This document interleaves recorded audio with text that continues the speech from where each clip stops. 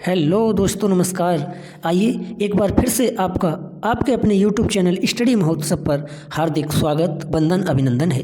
प्यारे साथियों, हम राजन सीरीज के द्वारा डीएलएड सेकंड सेमेस्टर का जो द्वितीय प्रश्न पत्र है, प्रारंभिक शिक्षा एवं उसके नवीन प्रयास, उसकी तैयारी कर रहे हैं। तो इसी कड़ी में आज हम आ पहुँचे हैं प्रश्न संख्या 7 तक। प्रश्न संख्या 7 में प्रश्न कह रहा है कि विद्यालय प्रबंधन समिति पर संक्षिप्त टिप्पणी कीजिए। यानी जो विद्यालय के प्रबंधन के लिए समिति बनाई गई है, उसके बारे में प्रश्न जानना चाहता है। आइए बहुत ही आसान भाषा से इसको समझते हैं। निःशुल्क एवं अनिवार्य बाल शिक्षा अधिकार अधिनियम 2009।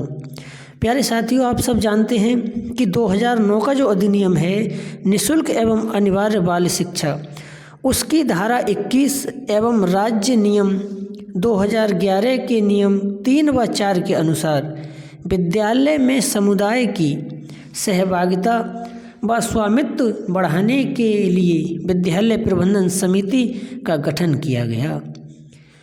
यानी समुदाय का मतलब जो समाज की सहभागिता है, उसको विद्यालय में बढ़ाने के लिए एक समिति का गठन किया गया, जिसका नाम विद्यालय प्रबंधन समिति है। प्यारे साथियों, शॉर्टकट में इसे एसएमसी कहा जाता है, स्कूल मैनेजमेंट कमेटी। विद्यालय प्रबंधन समिति के 2 भाग होते हैं, एक साधारण सभा और एक कार्यकारिणी समिति। यानी जो विद्यालय प्रबंधन समिति है, उसको 2 भागों में बांटा गया है, साधारण सभा और कार्यकारिणी समिति। आइए समझते हैं। साधारण सभा में विद्यालय में अध्ययनरत प्रत्येक विद्यार्थी के माता पिता, संरक्षक, समस्त अध्यापक, संबंधित कार्य क्षेत्र में निवास करने वाले सभी जनप्रतिनिधि एवं समिति के कार्यकारिणी समिति में निर्वाचित मनोनीत शेष सदस्य होते हैं। देखिए, जो साधारण सभा है, उसके अंतर्गत एक तो जो बच्चा विद्यालय में पढ़ रहा है, उनके माता पिता या उनके संरक्षक उसमें शामिल होंगे समिति में। दूसरा, समस्त अध्यापक, संबंधित कार्य क्षेत्र में निवास करने वाले सभी जनप्रतिनिधि। मान लीजिए यार, अगर आपके गांव का स्कूल है तो वहाँ के प्रधान जी या फिर क्षेत्र पंचायत सदस्य, ऐसे जो मनोनीत सदस्य होते हैं, वो सारे लोग इसमें शामिल होते हैं। साधारण सभा के सभी सदस्य अर्थात प्रत्येक बालक के माता पिता एवं उस परिक्षेत्र के सभी जनप्रतिनिधि एसएमसी के सदस्य हैं। उन्हें एसएमसी की समस्त दायित्व एवं अधिकार प्राप्त हैं। एसएमसी का मतलब आप जानते हैं, स्कूल मैनेजमेंट, यानी विद्यालय जो समिति है उसकी बात हो रही है। आइए आगे देखते हैं। साधारण सभा के सदस्य। इस समिति के सदस्य निम्नलिखित हैं या निम्नांकित हैं।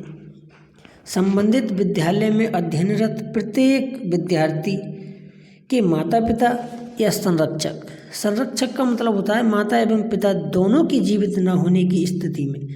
मान लो यार, अगर मेरे माता और पिता दोनों ही ना हो, तो मान लीजिए मुझे अगर मेरे चाचा पढ़ा रहे हैं तो वो मेरे संरक्षक हैं। यदि मुझे मेरे मामा पढ़ा रहे हैं तो फिर वो संरक्षक हैं।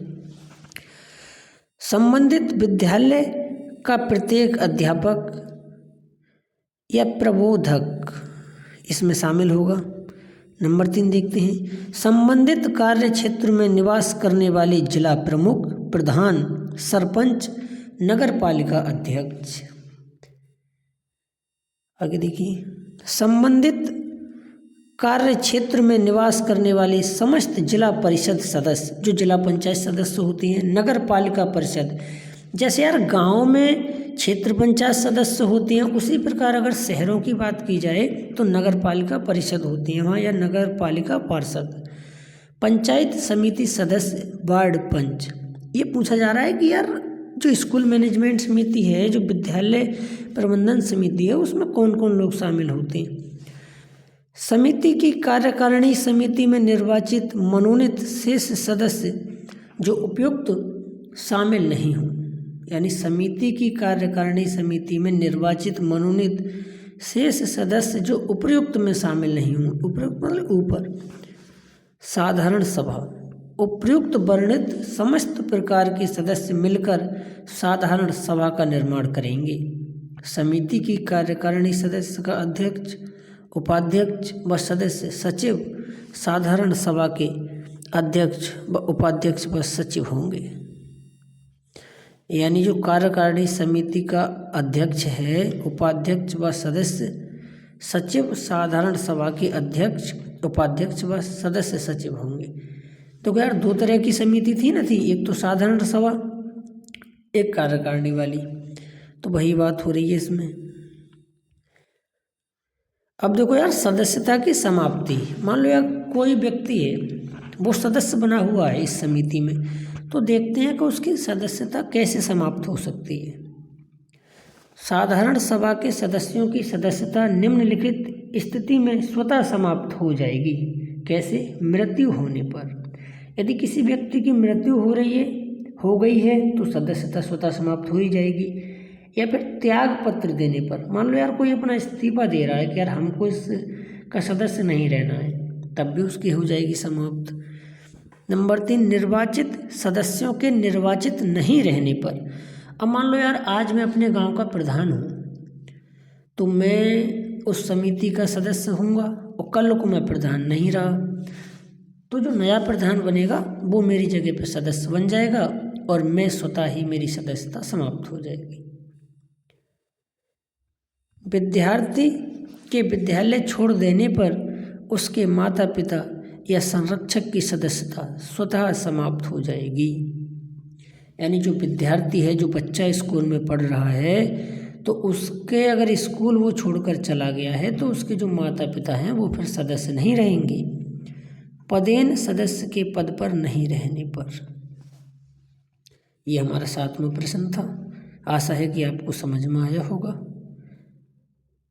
आइए 8वें प्रश्न की तरफ हम चलें।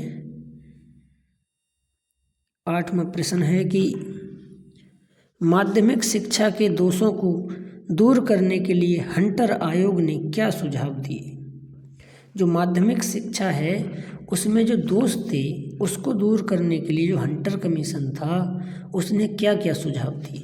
नंबर 1, माध्यमिक शिक्षा की ओर प्राथमिक शिक्षा की अपेक्षा कम ध्यान दिया गया।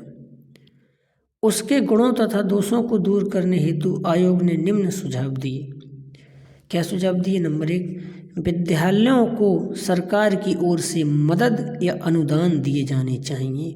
यानी जो माध्यमिक विद्यालय हैं तो भैया कुछ रुपया उनको सरकार की तरफ से दिया जाए जिससे उसकी स्थिति में सुधार आ सके। प्रत्येक जिले में एक से अधिक राजकीय विद्यालय ना खोले जाएं। यानी एक जिला है तो उसमें एक ही राजकीय विद्यालय खोला जाए। विद्यालय के भवन निर्माण, विज्ञान सामग्री, पुस्तकालय और फर्नीचर आदि हेतु सरकार द्वारा आर्थिक अनुदान दिए जाएं। देखो यार, अगर आपको माध्यमिक शिक्षा में सुधार करना है और मान लो आपके विद्यालय का भवन ऐसा है जहाँ बच्चों के लिए बहुत असुविधा हो रही है, या जैसे विज्ञान के लिए कोई प्रयोगशाला नहीं है, ठीक से बैठने के लिए फर्नीचर नहीं है, तो कहाँ से फिर विद्यार्थी का मन लगेगा यार पढ़ाई में, है ना। वो कहा है ना कि यार विद्यालय का माहौल ऐसे बनाइए कि जो अपने आप अपने तरफ के लिए आकर्षित करे, लोगों को, शिक्षार्थियों को आकर्षित करे, तो मन लगता है यार वहाँ पढ़ने में। तो वही बात इन्होंने कही कि इसका जो है स्ट्रक्चर सुधार दीजिए। सरकारी स्कूलों को धीरे धीरे प्राइवेट स्कूलों में परिवर्तित कर दिया जाए। देखो भाई, ये इनकी सिफारिशें हैं, सही हैं या गलत हैं, इन्होंने जो सिफारिशें दी वही यहाँ पे बताई जा रही हैं। सरकारी स्कूलों को धीरे धीरे प्राइवेट स्कूलों में परिवर्तित कर दिया जाए।